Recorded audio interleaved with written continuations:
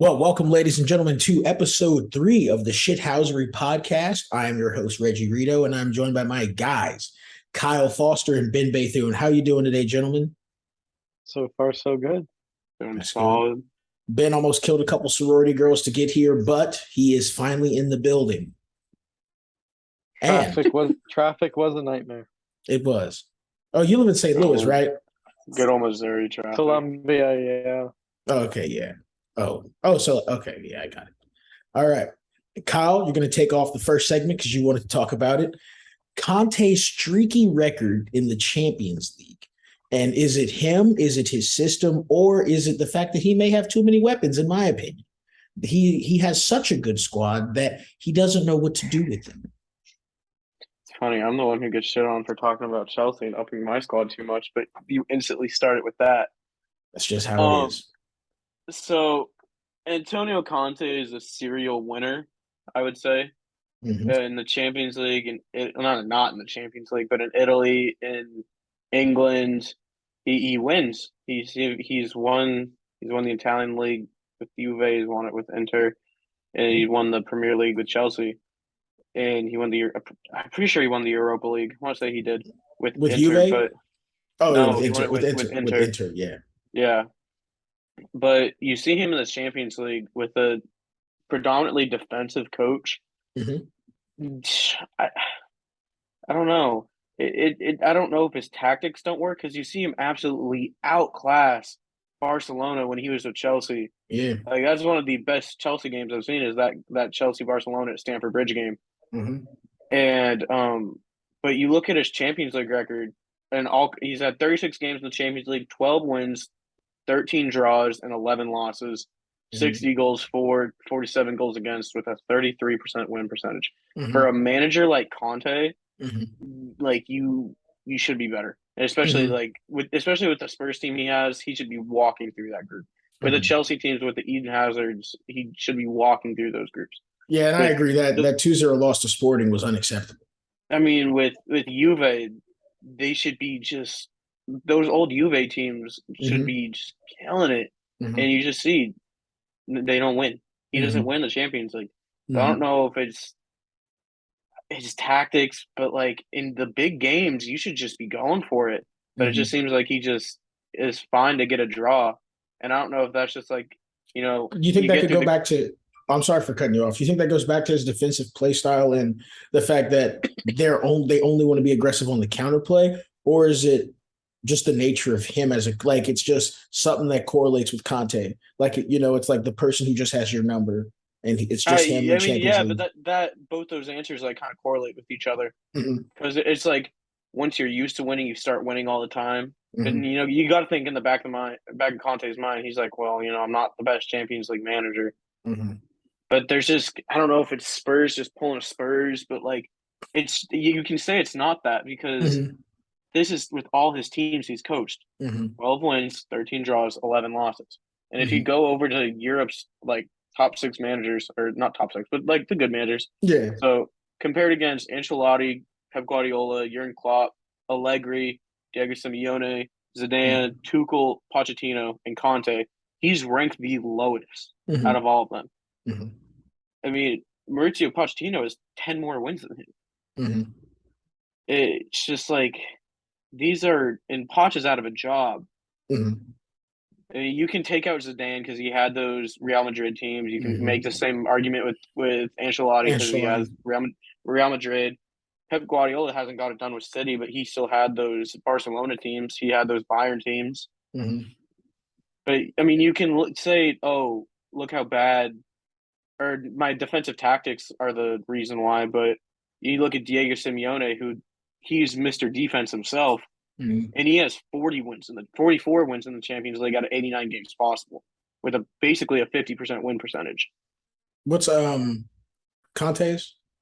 Conte is a 33% win percentage. Okay, no. Conte probably has to improve a lot. Well, I mean, the next highest is Poch, and Poch has a 46 or 47% win percentage. And you Conte really is can't 33. And you really can't say, oh, well, the competition is getting harder because at the end of the day, it's Champions League. They're playing the best the entire time. You know what I'm saying? Yeah, like look at it. Chelsea, they played they play Zagreb and they got beat. Mm-hmm. If you're playing in the Champions League, and I don't care who you are, you're a good team. Mm-hmm. I mean, there's in the back of your mind, if you're in the Champions League, you're going to be playing your heart out. Mm-hmm. Now, do So you I don't think know. with this like kind of schedule coming up, especially with the World Cup, do you focus as much on the Champions League group stages, or are you trying to win your domestic cup?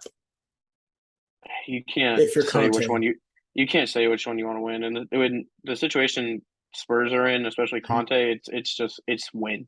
mm-hmm. Like Conte is very much in that I would say realm of managers where he's a short term fix it type of guy now. Mm-hmm. Like, would both you guys agree with that? Mm-hmm. I'd agree. Yeah. He stays 2 or 3 years, then bounces out. Yeah, and I think this is this is Daniel Levy's last shot at being like, hey, I'm gonna try and like do something. Mm-hmm. Not saying he's gonna sell the team or anything, but like Yeah. if Conte can't get it done, there's something done. There's something inside like the inherent nature of Spurs. Mm-hmm. Just being Spurs. Yeah, so I don't think it's too many weapons. Mm-hmm. I don't even know if it's the tactics, but there's just something going on. It could be a situation. Yeah, it could be a situation where it's kind of like it just has his number. He's just not built for it, I guess. Like, you know what I mean? What was the 2-0 loss game? Who did you guys play? Sporting Lisbon. You guys should not be losing. And Yeah, I know it's in the losing in the 89th 90th minute. Yeah. You can say that's just a fluke, but like, come on. Yeah. I want to pull up the stats from that game and see how much possession you guys had, or if you guys really played on the counter, because I didn't watch the game. I think we had 72%. It's just I don't know, man. Yeah. Like I'll always like Conte Mhm. just because what he did for Chelsea, Mhm. but he really needs to improve this Champions League form. He Like does. Ben, what do you think about this? You Yeah, I haven't was said gonna anything. pass it to Ben.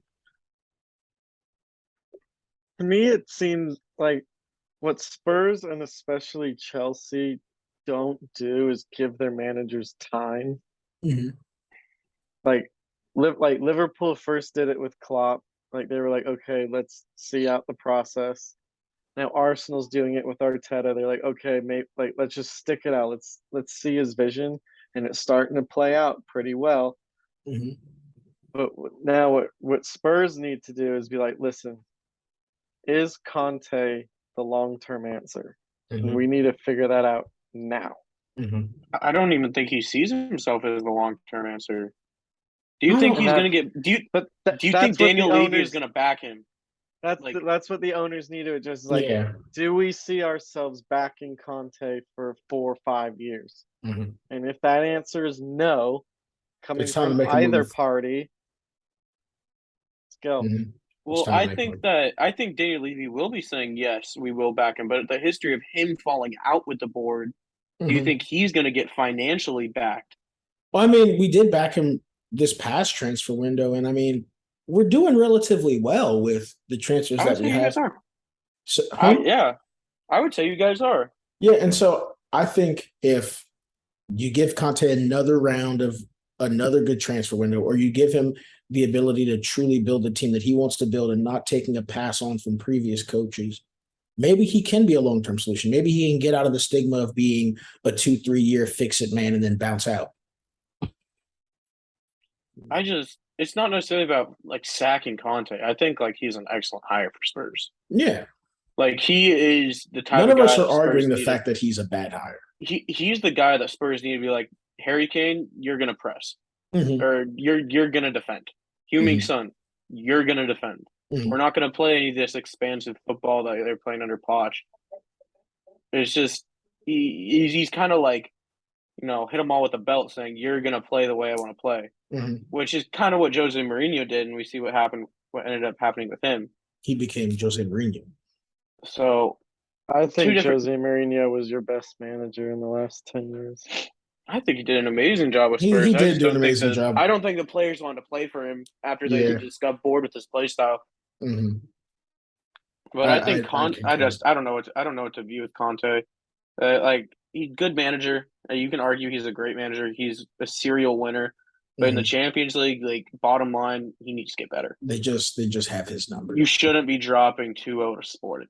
Yeah, you should. Now, and Sporting's a good team, but Mhm. you shouldn't be dropping 2-0 them when Especially in the circumstances Especially and how you late- lost it. Late, Yeah. late on, yeah. Yeah. Mm-hmm. It's different if you were just straight up outplayed in the 90, but if you just give up those easy ones, that's not good. It's unacceptable as a club, especially now that we're going into this deep run of playing Liverpool, Man City, and the lot. Well, they're all postponed, yeah. Man City was postponed. I don't know if the next ones are postponed. Moving on to the next subject. What? Wait, did you say something? Oh, okay. Yeah, no. So carrying on to the next subject. Is it Tim Foley or Jim Foley? It's Bill Foley. Bill Foley. Okay, my fault. Bill Foley just recently bought Bournemouth. And I don't think he bought it. I think he's trying to buy it. He's trying to buy it, but I mean, look, American money, it's going to clear anyway. So he's in talks to buy. Yeah, but you know what we mean whenever we're in talks. And honestly, if I'm Bournemouth, I'd accept the money anyway. Because I mean, look, we can't really do worse than we're already doing, and they're not even playing bad. They're 12th in the Premier League. It's not a bad position for Bournemouth. Yeah, but early days, they're not. It is early days. It is early days. And so, Kyle, you want to lead this one because I know you're more into the sports business side of the Premier League. So I don't know who owns Bournemouth right now or what their ownership group looks like. But Bill Foley is an American billionaire. Don't know his net worth. He owns Las Vegas Golden Knights. He owns the Vegas Golden Knights of the NHL. First owner there. Founded that team. And he's done. You can make all the jokes you want to say about the Golden Knights, say how they don't win, but like as far as investing in the team, building a stadium, making Vegas like a sports culture city, he's done pretty well. I mean, you're not going to have are the Golden Knights being made fun of? They made it to the Stanley Cup final their first year. The first year. No, I think last year was their first year out of the playoffs. Yeah, they were. Yeah, I mean, they haven't been bad. That's very good. For being under 10 years, for being under a 10-year-old team, that's pretty good. Oh no, it's amazing. They're actually like the best expansion, like first year expansion team ever. Yeah. No other team has been as good as the Golden Knights were in their inaugural year. Especially the Kraken. Yeah, the Kraken were stuck. 95 Avalanche. But the 95 Avalanche won it all. They didn't win in their inaugural year, or not in their inaugural. Well, they weren't like a new team. They were just a move. They moved from Quebec. Well, right, and as the Avalanche, they won it in their. Yes, they moved from Quebec to Denver, but the Vegas Golden Knights were an expansion team, not a relocated team. Again, we're digressing from the NHL because this is the Premier League podcast. But I don't think you're going to up the football culture in Bournemouth, or you're going to make Bournemouth this big old team. It's going to be more of a long-term project to where you might go up and down the next few. This is all saying if Bill Foley is going to invest in the team. Yeah. If he invests into this and he wants to make Bournemouth and change their god-awful logo. I know their logo is supposed to be some like club legend and like that's him scoring a big goal. I don't know who it is. I might be bullshitting that, but I'm pretty sure I'm right on that. But if he wants to build them a new stadium, because we all know how I feel about the Vitality Stadium, just invest in that culture. Give them a youth team. It can be good. You can't make an argument that investing in any team is bad. I have a question. Do you think that this may enhance more stigma? Because we know how some Premier League fans feel about more Americans owning clubs and not knowing anything about the culture of the sport. Do you think this only advances that stigma, or could Foley and Todd Bowley try to do things to change it? That's never going to change, though. I mean, you look at Christian Pulisic; he's always going to be looked at the American, not he's Christian LeBron Pulisic. James of soccer. Yeah, but you get what I'm saying? He's always going to be the American. Yeah. He's never going to be Christian Pulisic. Todd Bowley is always going to be the American owner. He's never just going to be Todd Bowley. Yeah. And that's just because of, the culture of soccer football out here in America is not what it should be. And then over everywhere else, they know it's not where it should be. So we get laughed at for it. Yeah. But, of course, they're going to, get the stigma, American owner. But you also have to realize, Bournemouth is not challenging to what Chelsea should be challenging for. Yeah. Also, I don't think that whole Todd Bowley interview where he messed up saying Mo Salah and the Kevin Academy De Bruyne, or the Academy. Dude, you mess up every once in a while. Yeah, but it just looks bad coming from him. Yeah, but you have to. Dude, people. You should know a thing or two about football if you want to buy the club. I'm pretty sure he knows a thing or two. He may know a thing or two, but he told you Mo Salah was an academy player. I mean, when you only played like 2 games under Jose Mourinho, you can understand why he thinks he's an academy player. Ben, you got any Yeah, Ben, talking you got points? anything? I'm sensing an American invasion of the Premier League. I don't Okay. think there's anything wrong with that, though. As much as there's going to be a stigma around it. I'm sensing a problem. I welcome Why? it though.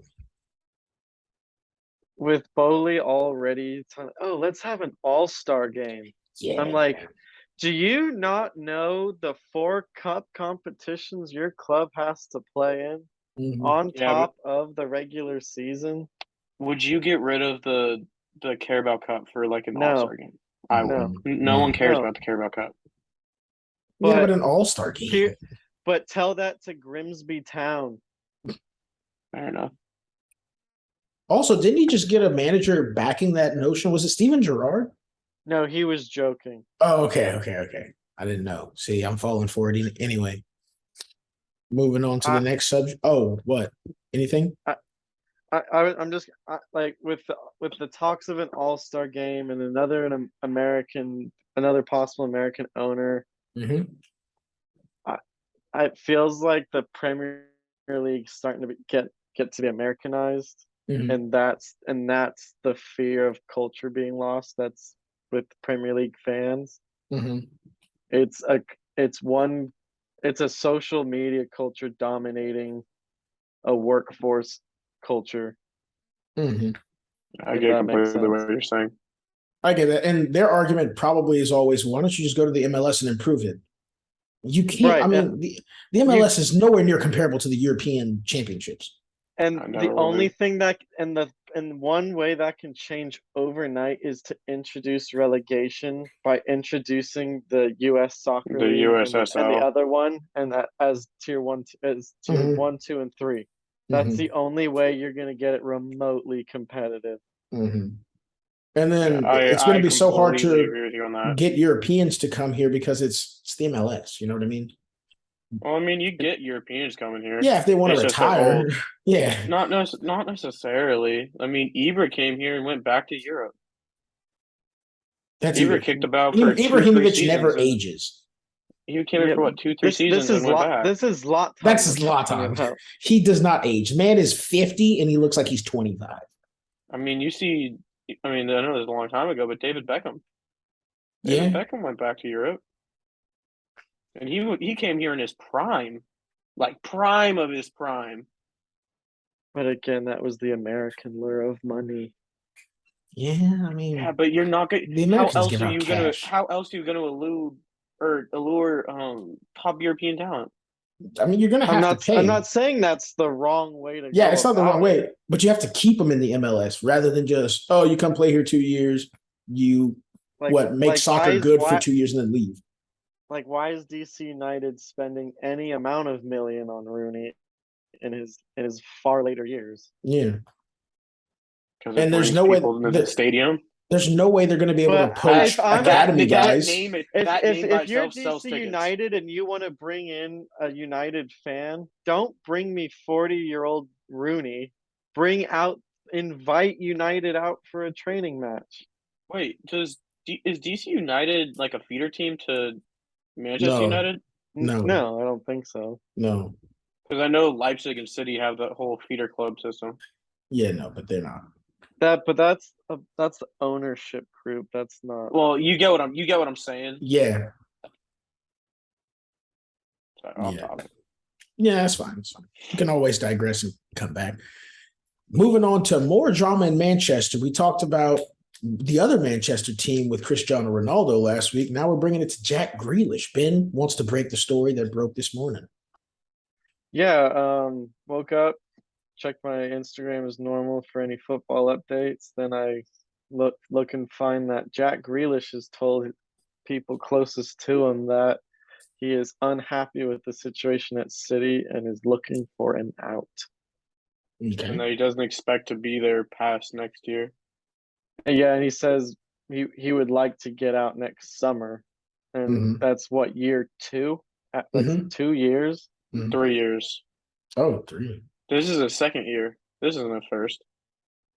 No, I'm saying this is his second. At the summer, it I would get be it. his second full season. Yeah. Okay. Kyle, you have any thoughts on this generally? I kind of want to get to what De Bruyne said. I don't Okay. know if You're it gonna have was to- like in. I don't know You're if gonna it have to was fill like us in. asked. I don't know if it was asked today or if this was they pulled it from like a later situation.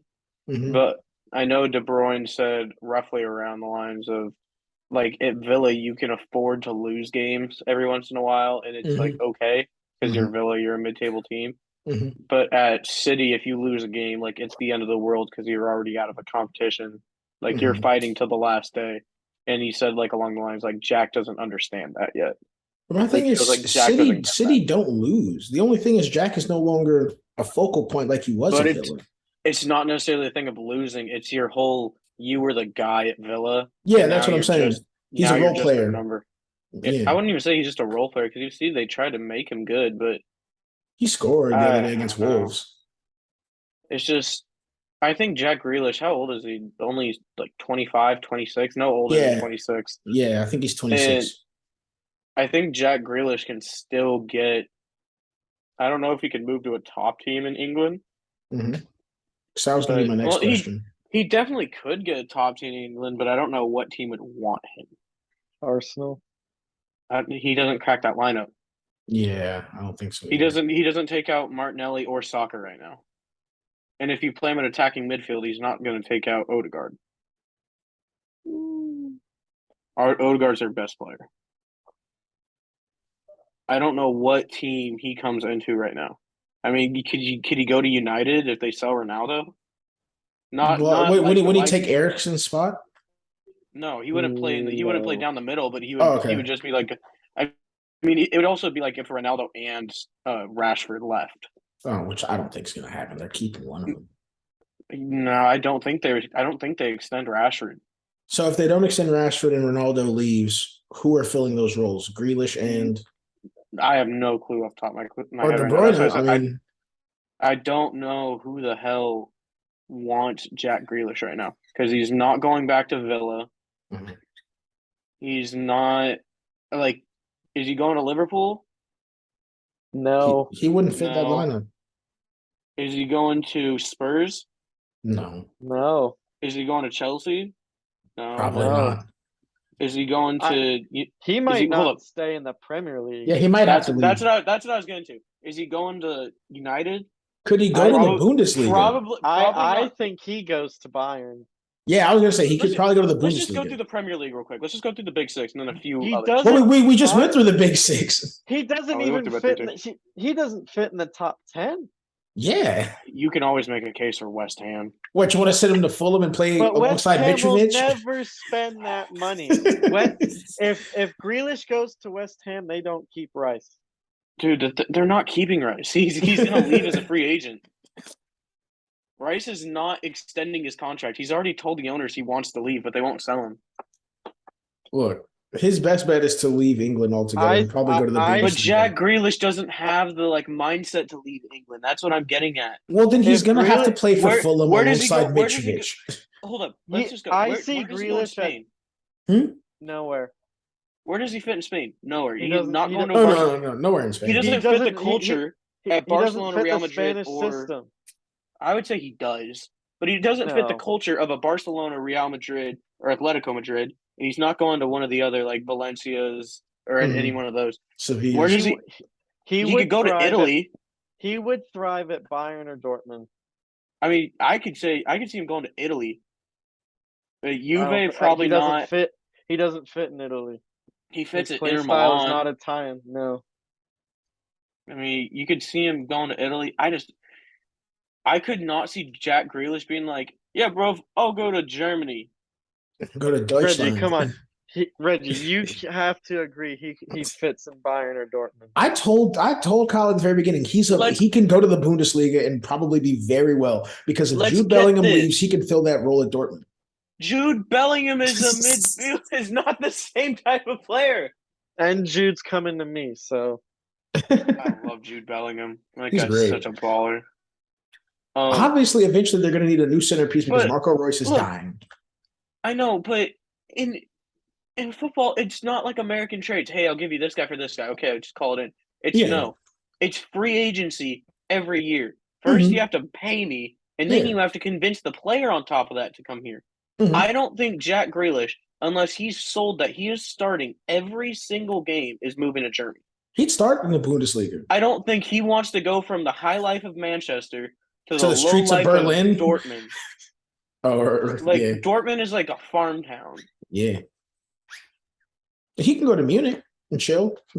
He doesn't break that starting lineup. He's kind of used to like, but Grealish comes from like a work-oriented town. Dortmund is a work-oriented town.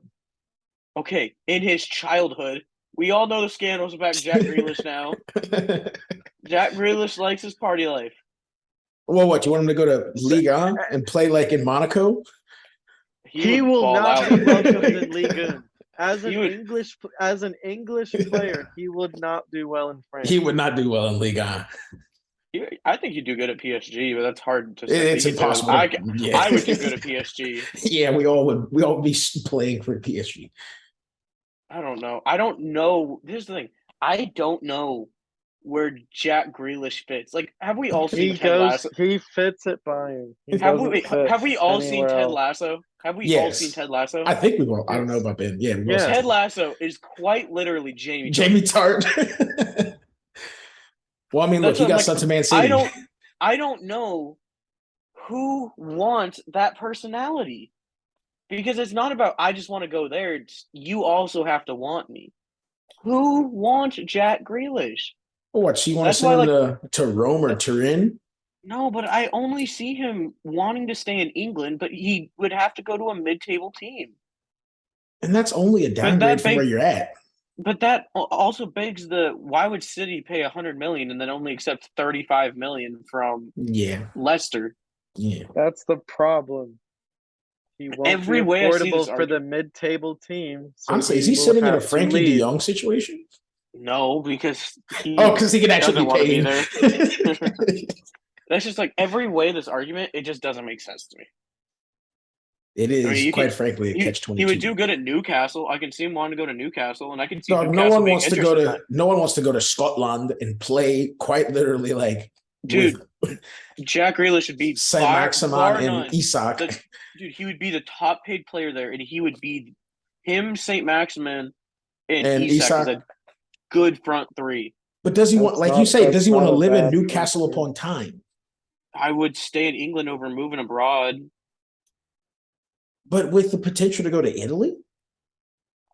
It just depends on what he's sold. If I'm sold to Liverpool, if I'm sold to Newcastle, like a sales pitch, and saying, hey, we're going to make you not club captain, but like we're going to make you like the front of the franchise. We're going to start you every week. You, Isak, and St. Maximin, we're going to roll with you, invest in the team. And, in 3 years, we're going to be trying to be like a competing team. I think he accepts that. I think Newcastle. Dude, he would be getting paid like $500,000 a week at Newcastle. Yeah, I understand, but coming from, if you're Manchester United, are you willing to give up your $100 million hedge for Newcastle money? Yes. You think they care? The king of Saudi Arabia owns the team. I understand. The Saudi Arabian prince owns. But I mean, look, there can also be a thing as bad business, just having a bad return on investment with getting Jack Grealish in the first place. No, I think they're at a point where teams like Newcastle, City, Chelsea, to an extent, like money doesn't matter. Mm-hmm. Like, yes, you spent $100 million, but you're not going to get maybe even half that back. Mm-hmm. And I think a $50 million move to Newcastle would be perfect for Jack. Ben, I actually really like that move. The more I think about it, I see him going to Germany. So I agree. He's probably going to have to leave England. I think Newcastle is his best bet. So we've beat the living shit out of the Manchester and Jack Grealish situation. Moving on to Klopp's one-game evaluation of Arthur, already saying it's a bad loan. One game. One game. I mean, that's what you put in the group chat. I didn't read up on the situation.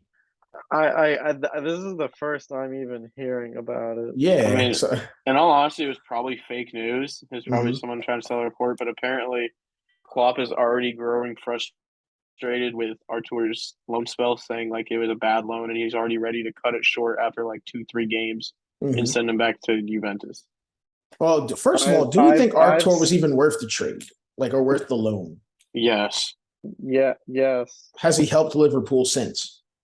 I don't. he's a loan We signing. haven't played since we played what, a game since we signed him. You also have to realize like it's a loan signing. You're not really trying to Yeah. improve your team. You're trying to like Hmm. Like fill a gap. he's there for if Thiago and Kita get hurt again. Okay. Like this isn't. I wouldn't be bothered if it was terminated. It's kind of irrelevant to me. I think we talked about this off air, but I think this is not like for like buy, but I think this is a stopgap like filler in the midfield until Jude Bellingham is trying bought Hmm. this summer. 100% Yeah, it yeah, is. for sure. I don't think Liverpool is going to be the only team in England trying to get Jude Bellingham. I think you're going to see Jude Bellingham move very late in the summer transfer window. Well, Well, who's competing with Jude he's Bellingham? already expressed interest in working with Klopp. I mean, but every player has expressed having Yeah, working with Klopp. Klopp's great. Yeah, but when someone likes Klopp, Klopp normally goes and gets him. Okay, Christian Pulisic likes Klopp, and Chelsea went and got him. Yeah, but you had Chelsea money. And an But American owner. this is like I don't. It goes back to how transfers work. You have to sell the player, and the team has to accept an offer as well. Hmm. I think it might come down to an offer where Liverpool can only. I'm gonna say his release clause this year is let's say 65 million. Okay. That sounds like a very Bayern release because what was Holland's 80 million? Hmm. So let's say Jude Bellingham's I'm release pretty clause sure is it's 50. okay, even better. I'll So okay, yeah. well, if it's a release clause, then this is Yeah, yeah, irrelevant yeah. because he basically gets to choose. Mhm. But if it's not a release clause, I could see this saga going out, the Jude Bellingham situation going on for a while. He's going to have his fair share of teams pitch him, Mhm. not just in England. You're going to see Real Madrid's and Barcelona's pitch him. You're going to see Bayern Munich's pitch him. Like Jude Bayern, Bellingham could be that next Bayern, guy. Bayern doesn't need They him. don't. Well, actually, they won't even sell him to Bayern because Bayern. Dortmund doesn't sell to Bayern. Makes sense. No players should even touch Barcelona. Or no, that's not Bayern. That's Leverkusen doesn't sell to Bayern. My bad. I And then still don't think that you want to sell. Madrid doesn't need Bellingham. Madrid doesn't need half the players they have, but they still buy players. Just so that Yeah, but everyone And else can have them. if you're Jude Bellingham, would you want to spend 2, 3 years of your prime on the bench? no, but there's like I think his best fit, natural fit, is at Liverpool. But I think you're gonna have We're gonna have to Liverpool. splash cash. We know that. Mhm. No, I think Jude Bellingham is gonna have. Let's say I'm saying this. He is most likely going to Liverpool, Mhm. but I think he's gonna have heavy competition from Man City, maybe even United, depending on how they do under Ten Hag, because they need another midfielder. City, well, both Manchester clubs and Chelsea, because Chelsea have been trying to get Jude Bellingham since he was I'm forgetting the team in the championship he played for. But I should know this too. But Birmingham. Birmingham, yeah. But I think he's gonna have his fair share of teams pitch him. So that's why, like, I don't think this Arthur loan is bad, but I mean it's a loan signing. Yeah, You yeah. need everyone needs to take loan signings with a grain of salt, especially if Mhm. you're like a top tier team loaning in a player. Mhm. It's different if you're like Bournemouth loaning in like an academy player to develop him. Obviously, he's going to have that player's going to impact your team. Mhm. If you're a Barcelona, Madrid, Chelsea, Spurs loaning in a player, Mhm. you're not going to get that much game time. Yeah. You're just going to have to ride your bench and play your cup games. Mhm. But this also being said, like if he has an option to buy for like let's say like 20 million, I think he can be a decent backup to Thiago. Mhm. Moving on to the next one, another issue with, since we've been mentioning a lot of German teams, especially with Jude Bellingham. Moving on to the other Bundesliga team, Bayern Munich and Nagelsmann. Julian Nagelsmann. Already primed Next. for the German boot?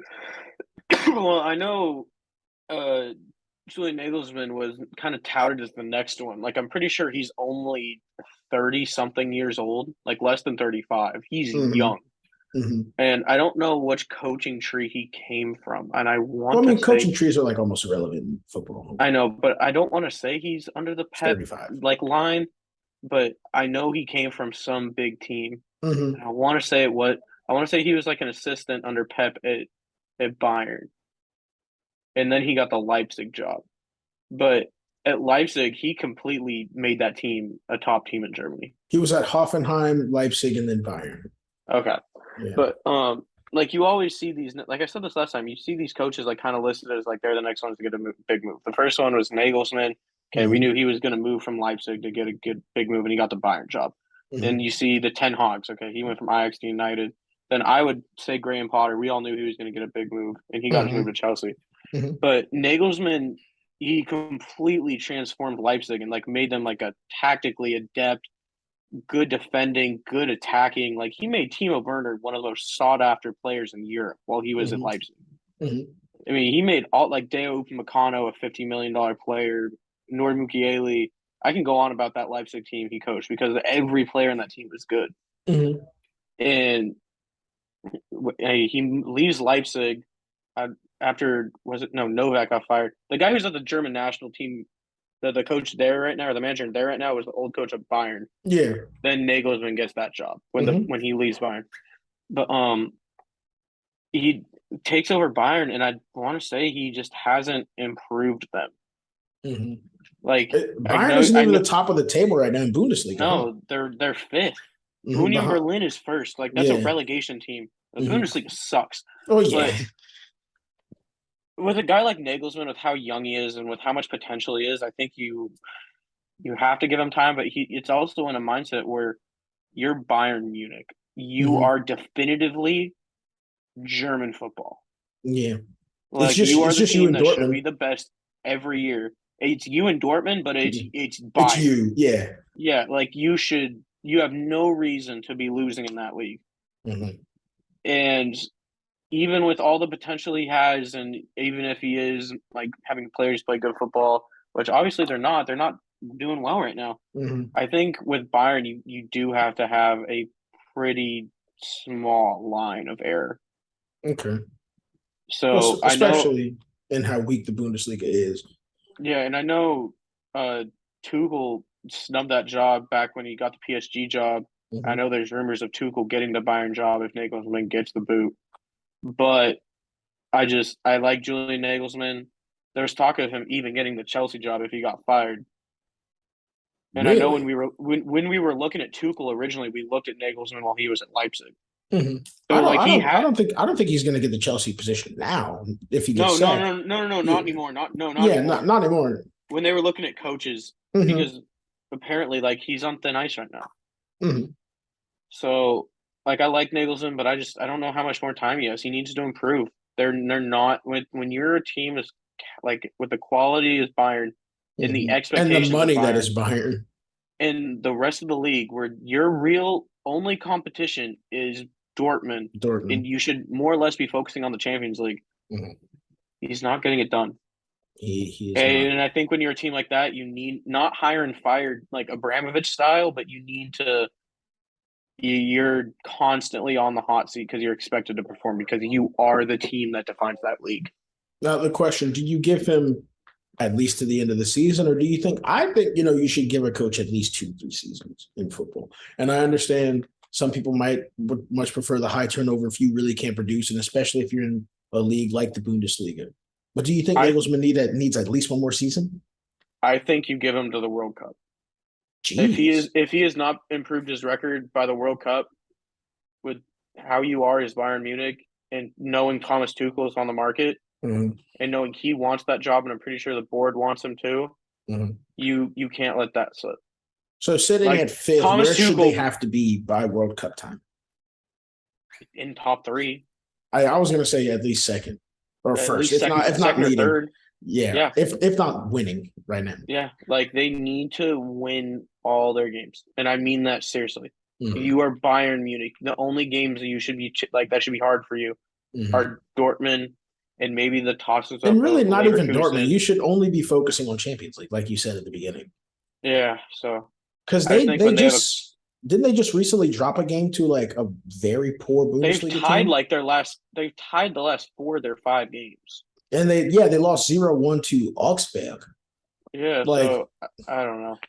that's I'm just saying that's when you have a coach like Thomas Tuchel, who we all know how good and how bad Tuchel can be, yeah. but he would improve that Bayern team. He Mhm. really would. What changes do you think he'd make to that Bayern team? He would still keep. I mean, I don't know because you've seen him play different formations at every team he's been at. Mhm. Plays predominantly a 4-3-3 at Bayern. I mean, I don't know what he played at Mainz or in the teams before that, but I know, or not Bayern. At Dortmund, he played predominantly a 4-3-3. At PSG, he played a 4-2-3-1. At Chelsea, he played a 3-4-3. Mhm. So he has every player to play any one of those tactics Mhm. at Bayern, and I think the 3-4-3 actually fits like German football pretty well. Mhm. Ben, So you got anything to say about the Nagelsmann German booting? Not really, no. Not really. Okay, yeah, I think we've pretty much exhausted that topic. get your ball knowledge up, man. I'm the one with the least amount of ball knowledge. Let's just get that straight. Moving on, Chiche and Brazil are going to have a very rough time picking their forwards, especially their attacking 3, or in some people's sense, the attacking 1. So we are going to pick amid the array of forwards for Brazil to start going into the international break. As you can see, we have Gabriel Martinelli, Richarlison, Coutinho, Rodrigo, Vinicius, Neymar. Who's the guy? Oh, Rafinha, Gabriel Jesus. I don't know who's between those two guys. Anthony. Okay, Anthony, Pedro, and Cunha. Don't forget Firmino. Oh, yeah, Firmino. My fault. My bad. Bobby Firmino, Bobby Firmino he doesn't play here, mate.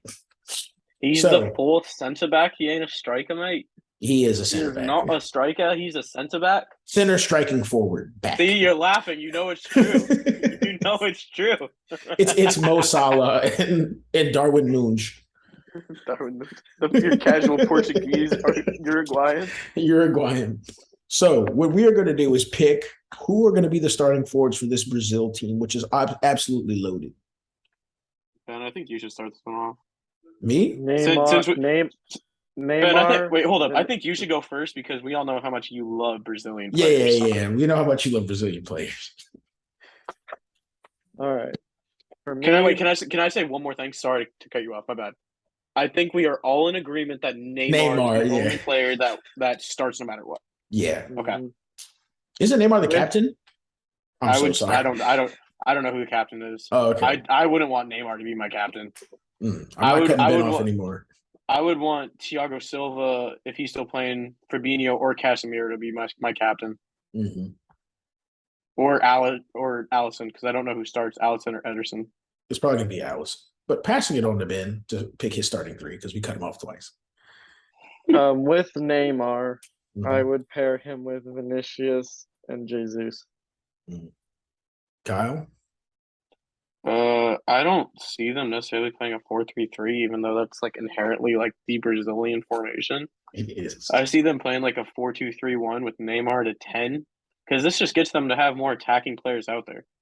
So if you play Neymar to 10 in a 4-2-3-1, you can have Vinny play your left wing. You could have Anthony or Rafinha play right wing, and then I think with the form that Gabby Jesus is in right now, you have to at least try and play him at a striker. But we all know that Gabby Jesus for Brazil, 56 caps and 4 goals and 3 assists. Like, he doesn't produce for Brazil. But I think with the form that he's in, he might have to get a shout to start. Mm-hmm.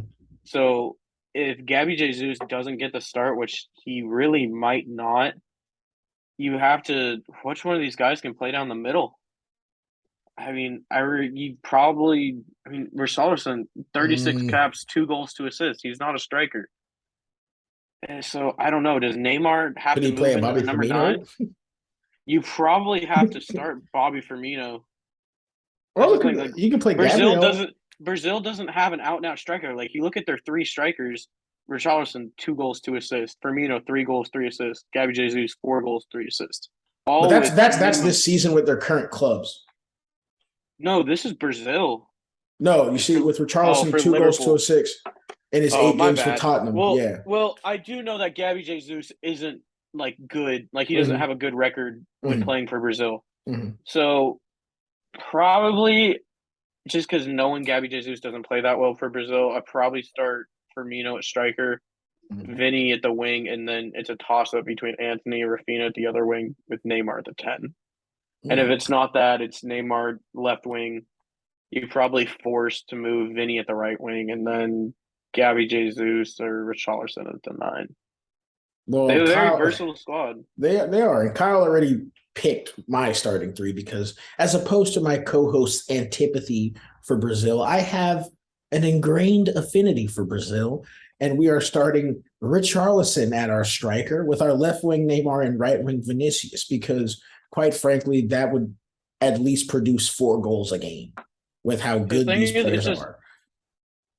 Richarlison just doesn't start in this team. I understand that he doesn't start, but Chiche can have a revelation and look into the stars and see this man, quite frankly, has been the answer at Tottenham. He is now the answer for the CFB. Hold up. I'm just going to look up because I don't know the World Cup groups. Yeah, you can look him up real quick because that's going to be what we segue into next. Because I just want to know what group I think they're Brazil in is in. group Brazil. I think it's them, Germany. Brazil is in Group G with Serbia, Switzerland, and Cameroon. So realistically, they should be winning all those games. So you don't necessarily need to have like a guy that's going to lead the line and be capable because your wingers are going to be doing that. Mhm. So you can make a case that Bobby Firmino like really deserves the start at least in the group stages. But Chiche doesn't play a fifth center back at striker. Yeah, but when you have Neymar and Vinny, like come I on. I understand, but he doesn't need a fifth center back. Like managing this team is like managing PSG. You're managing Yeah, players more than being a coach. yeah. Ben, anything else to add on this stacked Brazilian team, the team you love the most? I mean, I really do think Bobby Firmino has an argument to start because I agree. just looking off experience, he's top 3 or Mhm. 4. I think out of the attack or the entire team, The attack. Mhm. I would say him and Neymar are the most Yeah, the most experienced. experienced. Well, Felipe Coutinho, but he's I don't irrelevant think Yeah, now. I don't yeah, think I couldn't. Coutinho. Yeah, I don't think Gabriel Coutinho Jesus, gets any games. he's someone who would if we're going off experience, it would be Neymar, Firmino, and Jesus, and that's not bad. I don't like Really, Gabby Jesus down the wing. nowhere Like you put these guys is bad. I think you could see that front three now that you said that. I think you could see that once you get into the knockout stages because once it gets to there, it's not necessarily about quality. It's about who can win. You know what I Mhm. mean? Mhm. Like knockout games, knockout games are crazy. Well, yeah, you got to win. It's win or go home. Yeah, quite literally. That's why it's a knockout stage. Segueing to the World Cup, we're going to talk about the World Cup kit wars because overall, if we had to rank this year's round of World Cup uniforms, I, for one, love kits, love kit reveals, love the leaks, hated the leaks this round. And if I had to grade the 2022 World Cup kit wars, it's quite frankly a D at best, a C maybe. I'm used to seeing the amazing kits that came out 2014, 2010. And then all of a sudden, every corporation just ruined it. Maybe not Mexico and Adidas, but besides them, no one really took a step forward. Everyone was taking a step back. And so we're going to review the 3 companies, the 3 manufacturers of their World Cup kits and determine our winner, our loser as a corporation, and then our winner and loser as a cup, as a team, as a cup team. So we're starting off with Adidas. Kyle. Can I go? Yeah, you go first. The winners, I mean, let's just say this. Every kit across all of the World Cup gets like a collective F. Yeah. Maybe a D minus. And the thing that makes it a D minus is my winner, and it's that Mexico jersey. That Mexico jersey is gorgeous. Like If I was an American, I'd probably buy it. But I feel like as You an can still American, buy it. I can't necessarily wear that, Our kits are horrible. You can get the Mexico jersey. but it's beautiful. It is. The way they And incorporated Aztec history into it is yeah, also it's beautiful. just it's so cool. And none of the other teams did good, and I'm gonna get hated for this because it's culture and it's history, but man, Spain, I just don't like it. You don't like the I've never, little I've never been a fan of Spain's jerseys. really? You Ever. don't like España? I liked it whenever they had Iniesta. Whenever it was It's just a red kit, and like at least all the other ones have some like I mean, you can texture say and that some about complexity Wales. in them. You can also Well, say that I about mean, England. It's just a basic white kit. are we on Nike yet? Oh no, we're not on Nike. We're still fighting with Oh. Adidas. But I mean, We're we're just Adidas. saying we can't argue about the basicness of kits based upon our current kit teams or cup teams that we support. But it's always like that. The Spain's same could be jersey made is about a always Nike that team that we're going to Spain. talk about next. Okay. Do And your do point I is, get a do I get a say? Yeah, no, you get to say because Yeah. I haven't said my favorite out of the Adidas group yet. For me, I think it's a toss up between Mexico and Japan. Mm. Japan's So jersey is pretty are we nice. gonna make a definitive choice, Ben? For me, I think Japan gets the edge. Japan. I'm gonna have to side with Kyle and pick the Mexico. I Aztec. do love how Adidas went into the culture of Mexico. I just love the cleanliness of Japan's kit. Fair enough. And I'm surprised no one's picking Argentina because, as someone who loves heritage teams and heritage kits, as we'll see in the next round, I'm surprised you didn't pick Argentina. Moving on to It's Nike, who quite basic. literally shit the bed, but not as bad as the next group. For me, I'll go first this time. The best kit is obviously my home, my supportive team, France. France, the gold and blue ensemble is perfect. Quite frankly, everyone else on Nike is looking horrible. England's away kit looks nasty. Portugal looked like they did it in MS Paint. I don't know what's going on with Ronaldo. Ronaldo, you can see his face. He's unhappy in this photograph. I don't even think that's Ronaldo, man. No, they just like this. I quite literally think that's his stunt double. That doesn't look like him. It's his body double that he keeps on standby. Dude, they may have like CGI'd like his face onto someone because that just really doesn't look like him. That does not. Honestly, I don't see how you can be happy wearing this kit. Like I would just I'd be out of the match. Like Portugal might lose solely because of how bad they look on the pitch. Ben, you want to go? I think the winners for me are France and England. England's home kit, I guess, not the away. The away kit, it's okay. The away kit is classic. Hold up, I forgot what England's look like. It's the one in the center. No, the white. They don't have a white jersey this year. Yeah, they do have a white one. It's that, but just invert the colors. It's white and a blue collar, I think. Oh, okay. Yeah. Also, Brazil's look pretty good. My loser is Portugal. I mean, Brazil is just okay. Like, Brazil's is classic. It's just not that different. Brazil's is classic. My loser is definitely Portugal, but Kyle says that he doesn't mind it. My loser is Portugal or the U.S. Yeah, the U.S. also was bad. I don't know if like I just have shitty taste, but I don't mind the Portugal jerseys. They're in my mind like kind of so bad that they kind of pull it off. Like especially that like the socks are red and it goes from like red, green, red. This is not a Christmas Carol. There's just something that's going on in my mind where I'm like, you know what, it's kind of okay. I mean, an easy winner to say is France. Mm-hmm. The gold accents just really look good. Looks amazing. Wait. No. Yeah. I didn't do anything. I hated the U.S. when I first saw them, but the more I keep looking at them, I don't necessarily hate them. Are you gonna spend $120 on that jersey? You could have made this with like but I'm gonna get an logos. England jersey if I get anything. But my real winner, I'm gonna get the white England kit for sure. But the real winner of the Nike World Cup jerseys and it's a piece of beauty. There's a little tiny image of it. It is Croatia. That looks The nasty. Don't you checkerboard. dare. The checkers are so sick. And as a Dog. How do Cleveland you fan, mess up checkers? Look at that. They left the white Nike blob in the found a way to center. mess up checkers. it's so cool, It man. looks horrible. And the crest is in the middle. Oh, only England can so make that look cool. relatively good. We're the only nation that can get away with that crap. It's bad. I don't know how you can say Croatia looks good. That looks like a QR code that's incomplete. That's Croatian. Croatia, honestly, they're all pretty bad. look, that's what we're saying. Look, Like overall, Croatia treasures their checkers, and Yeah. they ruined it. yeah. I don't think they ruined it, but like it's like a lot of these jerseys for Nike fall in the realm of like, they're kind of so bad they're good. No, That's how I kind of not feel Portugal about or all of them. Croatia. That's kind of how I feel about all of them. They're kind of so bad aside from France that like they're good. They're so ugly.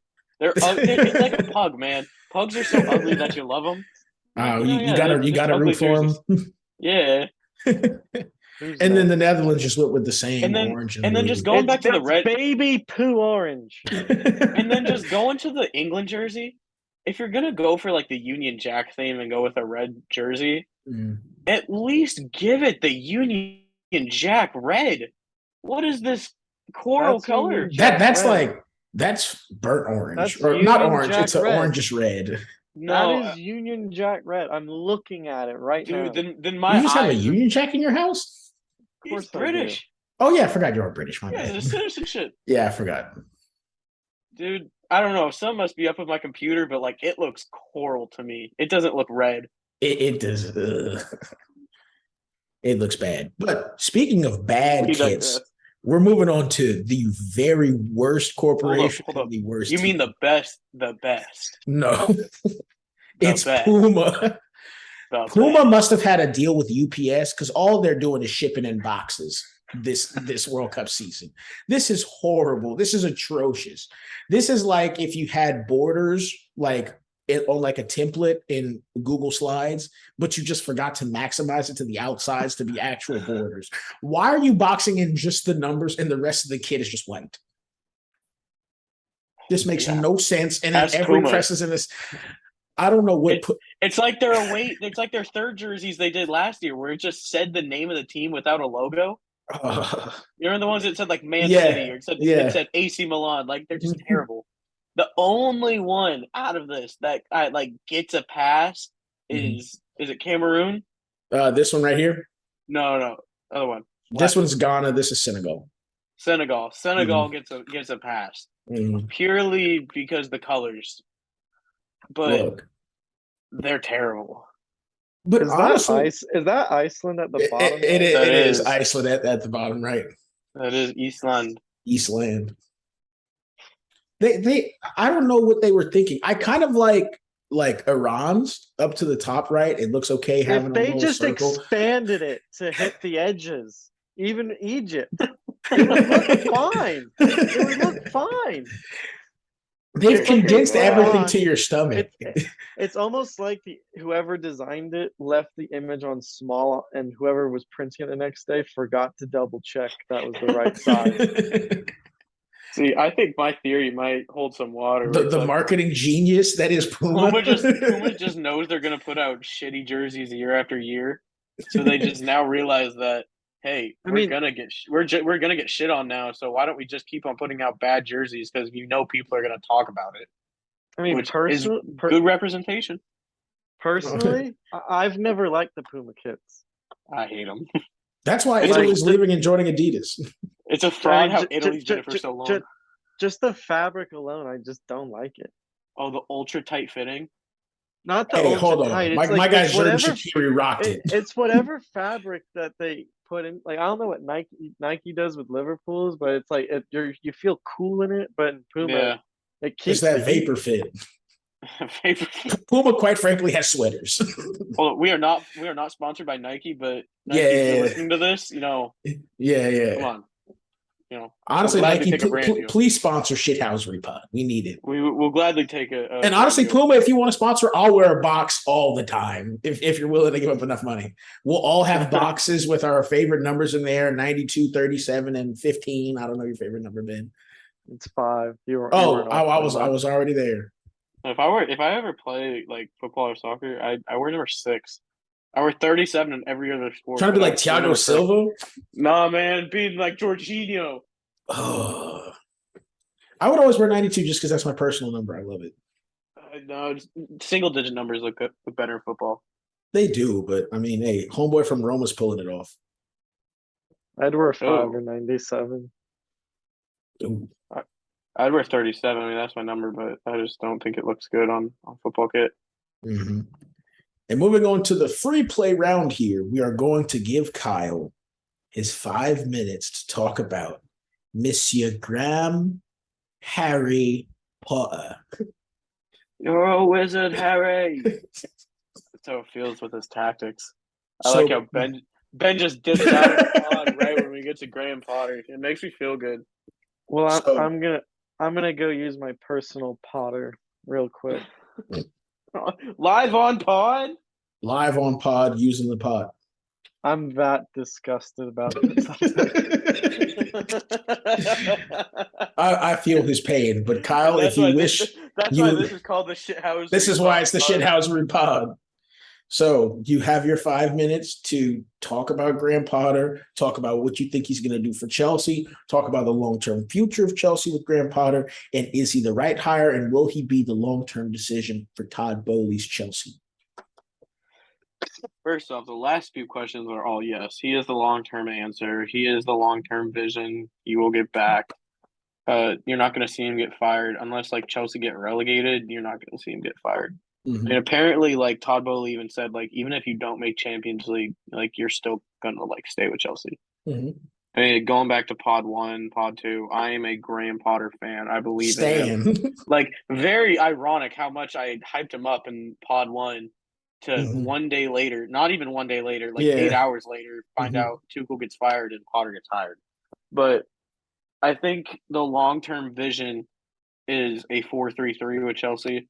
Mm-hmm. But I think for right now, and I think for like this year, maybe next, he's gonna stick to his back three, whether that be a 3-4-3 or a 3-5-2, which is what he played against Salzburg, which I really like. I think that gets the best out of all our players. Like he had Sterling playing wing back, but he was really just like a winger. Mm-hmm. But like all his like every time, like especially in the 3-5-2, it can change to so many different formations, and that's the thing about Potter.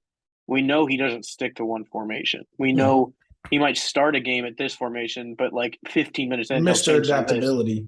He's adaptable. Like you see Cucurella playing wide center back because you know if they switch to a back four, all he has to do is switch over, and now he becomes a fullback.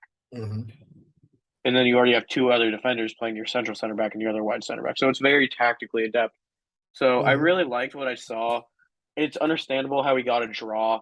That one goal, it's just that Salzburg scored is just a very, very rare Thiago Silva mishap. Like he just got the read wrong and then just an easy goal. And then our goal, Raheem Sterling, just a classic Raheem Sterling goal. But I really like the Potter hire. I really think he's gonna. I think he's gonna be here for the long run. I think it's either a 6 or 8 year contract. And now we're on a look for a director of football, and apparently Bowley promised Potter another like $250 million across the next 2 windows. So I like the hire. I really think, but like we have to remain patient. We're not going to be the Chelsea winning titles. I think for this year, I think this is going to be Potter trying to get his football in, and then next year is when we can really see like how he has changed Chelsea. So I want you to predict what's Chelsea going to be at the end of this season. And are you already forgetting Champions League? I think Chelsea finished 4th. Okay. I think it's still going to be the end despite of the season. The whole City, Liverpool, probably right now Arsenal, and then Chelsea, and I think Spurs fall out. And that's not. I just don't think Spurs keep up through the. It's either Spurs or Arsenal. I don't think they. I think keep Liverpool up through the entire falls out. season. I don't. That's just egregious to say. But with that being said, I think there's a very real possibility that if everything doesn't get fixed, you could see Chelsea like being fifth or sixth and playing in the Europa League. Mm-hmm. So I don't know. Chelsea, I mean, in Champions League, we basically need to win out to progress out of the group. Yeah, y'all have to Like, beat every regardless of our next game, we're still going to be in last place, even if we win. Mm-hmm. Like, even if Salzburg and Zagreb tie, we're still going to be in last place. And if we beat AC Milan, we play AC Milan our next 2 games. Mm-hmm. So we essentially need to win out. So it's just, I don't know. This season, you just got to take it game by game. Can't overreact. I still think we somehow manage Champions League because I don't think the quality we have, you have to get it. Now, do you think players leave because of the new Potter system? No. Apparently, the players like actually really like him. Mm-hmm. Like the way Jorginho and Sterling and all them were talking about him, like they're not talking about him like, oh, he's but Jorginho and Sterling are already locks. I'm talking about guys like Gallagher, Pulisic, Aubameyang. If you're talking about your fringe guys, then maybe I could see Gallagher still wanting to get his move back to Crystal Palace, but it depends if he really impresses under Tuchel. Because the whole thing with Conor Gallagher is that if he just has to get a run of form under whatever coach he plays for. Because if he gets to be the Crystal Palace Conor Gallagher, he was one of the better players in the Premier League. Mm-hmm. So I think one of the players that's really going to get a shout, 2 players, basically academy players, Chukwuemeka. Mm-hmm. He's gonna he's unreal, like an unreal English talent that we got from Aston Villa. Mm-hmm. So I think he just played a friendly game and scored both goals. So I think he could be a really good box player, like starting next to Mason Mount. And then I think Armando Broja, a striker who's like in the Diego Costa type of mold. And apparently in like the training sessions, Graham Potter's already raving about Broja and how he's ready and how like his work rates and how just perfectly fits in the system and how he already kind of wants to drop Aubameyang from the starting squad. Well, then the question is, why'd you bring Aubameyang in the first place? To get Thomas Tuchel happy, but I don't know. Well, the question is, what do you do with Aubameyang now? Do you loan him out or? You don't loan him. I mean, he has to stay. Yeah, the whole Aubameyang, I don't know what the Aubameyang situation. If he scores goals, man, he scores goals. If he doesn't, he doesn't. Like, Chelsea have a lengthy history of buying strikers that they wanted to buy in their prime that they just buy later in their career and just don't do anything. Like the most recent example was Radamel Falcao. Do you remember that, Ben? Falcao went to Chelsea. I can't think. There was rumors of them trying to go after Aguero. They wanted Aguero when he was at Atletico Madrid. Lewandowski's still in his prime. The list just goes on. I can't think off the top of my head. But the Aubameyang situation is weird. But going back to Potter, like I like the 3-5-2 or 3-4-1-1, however you want to play it.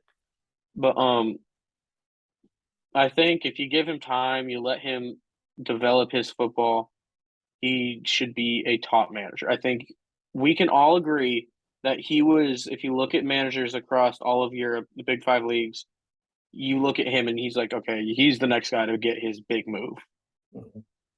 Like, would you guys agree with that? So it's just it's a wait and see with Chelsea, which is weird because I don't think any Chelsea fan or anyone who even knows a thing about Chelsea is used to hearing wait and see. Especially under the Abramovich era, you weren't used to. Like it seems like I'm being complacent, but it's just like it's a transition. So we're kind of like in a very weird stage. Like, okay, if you do good, cool. But if you don't do well, cool. Like, it's kind of just like get past the season. Well, I don't think. Look, if they start underperforming, I don't know if like you're just gonna be like cool. Like, well, if you get worse, that's what I'm saying. I'm saying you'd only have to at least draw or win, and you'd be fine. If they somehow get Europa League, and then let's say they end the league in the year 6. Like, it's going to be looked at as a terrible year, but, like, it's not going to be, like, scrutinized, if that makes sense. Okay. Because of the whole coaching transition and... Yeah. Like, what do you guys think? Well, from what I can tell, Ben does not care about this conversation. So I will say, honestly, if they do underperform, you can always throw it on. Look, it's a transition, new system, new coach, new everything. Ben, you're back. Or did you just wave off your comments? No, I thought my screen went black. Oh, no, that's fine. Your thoughts on if Chelsea underperformed? I just have to see him play. That's what I'm saying. It's been I didn't watch the Champions League game. They haven't played Prem, so They played good, man. The one goal that Salzburg scored was just like a very, very rare Thiago Silva mistake. Mm. Like, I'm not being Kyle, a Chelsea fan here, but Thiago Silva at 37 years old is still a top center back in the Premier League, if not the world. Now, if we're talking about center backs, what about Van Dijk? Hold up. I'm not saying Thiago Silva is the best, but I am saying he is a top center back. Well, no, I was talking about people who are starting to age and starting to wane. Verge has not been. Virgil van Dijk has not. I'm introducing this as my little 5 minutes of fame. What is going on with Van Dijk? What's going on with Trent? Hold on, don't you dare disrespect Trent, because you're always going to say Reece James. I don't want to hear that. I'm asking the question to Ben. Dude, Reece James is so clear of Trent. Oh my god. No. He just is.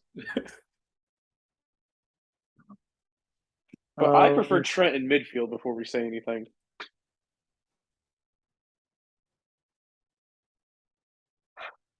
Anyway,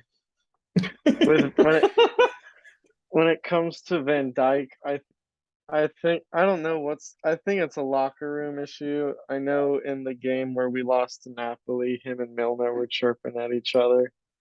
Mm-hmm. Well, bro, you old prick. I think maybe Just start speaking Dutch. There's just some argy-bargy going on, and hopefully with us having the breaks we've had, they've been able to clear the air. I just like Liverpool my dad's been saying this, that he's been saying that Liverpool has been destined for like a down year. He's already giving up hope? Not necessarily giving up hope, but I don't expect us to be competing for all 4 cups like we did last year again. Mm-hmm. Like I don't like I think fatigue's gonna catch up to you eventually. Mm-hmm. Yeah, and with the World Cup right in the middle of it, I just don't think it's. I just don't think a year like last year is going to happen this year. The World Cup throws a wrench in everyone's plans this season. I got a question for you, man. What's up? Do you think Verge's dip of performance is due to lack of having built up long-term chemistry without a real center back number 2? Like, you see Joe Gomez can't get in there. You see Matip just isn't a starting center back, and you see Konate just, I don't know if he's injured or if he just can't stay on the field. He's injured.